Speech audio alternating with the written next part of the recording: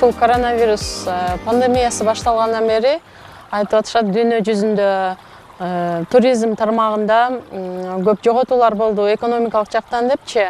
Бирок Түркия бул жагын аябай алдын алышыптыр. Буларда бир эле айдай ушундай бир ыңгайсыздар болуптур. Кийин булар ушул безопасный туризм, коопсуз туризм деген программа кабыл алышып, ошол программанын негизинде бардык отельдер, канча ушу Түркиянын аймагында канча отель болсо, канча ушул туризм тармагында иштеген бизнесмендер болсо, ошолордун бардыгы бул программаны бирдей кабыл алышып, баары бирдей киришиптир. Биз бул бир жумадан бери ушул Түркиянын ар бир шаарларында отельдерин кыдырып жүрөбүз.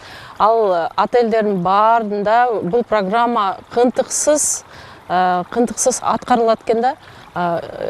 Отельге кире бериштен баштап маскалар, бекер маскалар таркатылат экен, бекер санитайзерлер, баары бекер экен. Жада калса ошо ашканага түшкөндө дагы маскасыз түшсөң, ошол отельдин ашканасы тамак бербейт экен.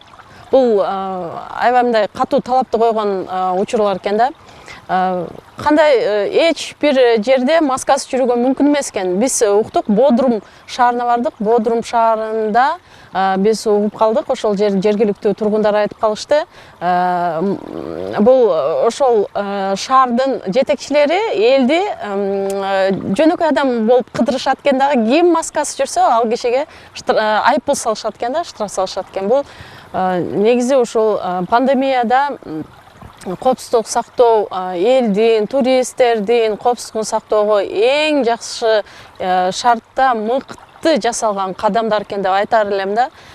Биз бүгүн Анталия шаарында жүрөбүз. Анталияда дагы коопсуздук аябай жакшы сакталыптыр.